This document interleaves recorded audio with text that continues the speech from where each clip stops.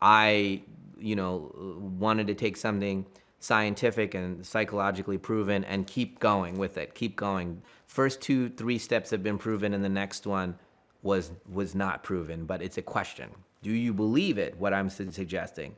It's almost like a question kind of saying, if you believe that you get stressed and your blood pressure goes up, if you believe that.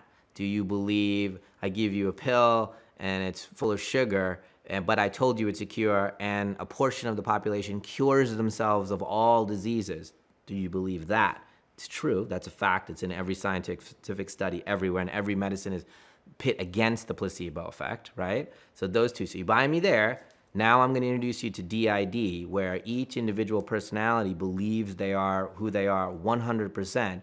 One personality has diabetes, one has high cholesterol, one can't see, blah, blah, blah, each one, and their body changes chemically as they get to that belief system.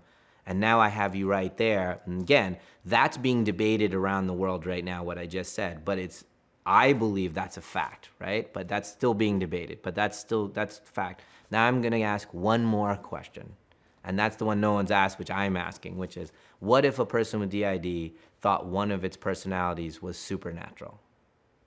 Would they have supernatural powers? That's the question that we're asking. I sent him the script, and he said, well, what's the name of the character I'm playing, so I know, just so I don't get confused. And I was like, I can't tell you that, just read the script. And he was like, what? He didn't understand what I was saying, because it was like, what am I supposed to point out every other character in the script? Say, you're playing this, you're playing this, you're playing this. But I think I said, in the script he's called the neat freak, the first character. I think I said, you're the neat freak, but just keep reading.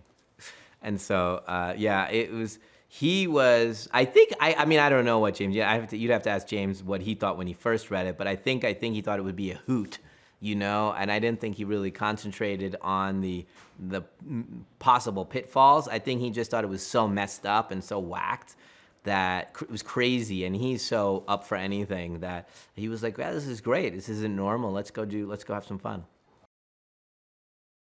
He was yes right away when he read it. He just read it and he was like, that is crazy, that script. And he's like, hell, let's do it. And his abandon about doing something so challenging, so exposing, and just being like, whatever, let's do it. I was shocked I'm like, does he understand what I'm gonna ask him to do in this piece, And he did, he just didn't, he's so fearless. He's just a fearless dude. I've never worked with an actor who's so fearless. I mean, I ask him to do anything. He's always asking to go further. So when I would say to James, there's a fine line when you're playing Hedwig that you're not playing a dumb adult. That's not what you're playing. That's how most people play a child when they're playing as an adult. You're playing a very smart child who doesn't have life experience. Hedwig's very smart. He's very smart. He just happens to be 10. Okay? Super smart 10-year-old. So whenever we played, I was like, you're playing a dumb adult. That was a dumb adult. That's not what we're doing. Super smart 10-year-old. Use your eyes, you're super smart, you're 10, you just don't know what that gesture means that you just did. What she just did, is that flirting? Is that what they call flirting? You know what I mean? Think through it, don't be an idiot, don't just keep going through her, just walk to her, and then that creates humor, right? Because he's not equipped for these things. And so it's great to talk like that, to work through each character and make them each the hero of their story.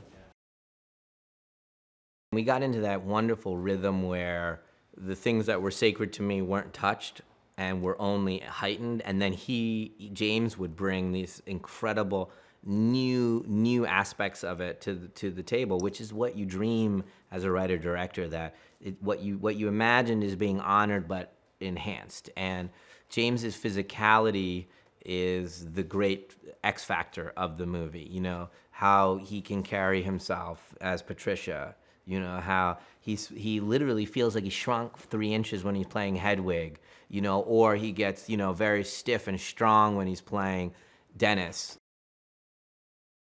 We locked split, and we went to Austin to do a film festival on a Monday. That's when it screened. We finished on the Thursday or Friday on the mix, and the previous week we still shot stuff for the movie.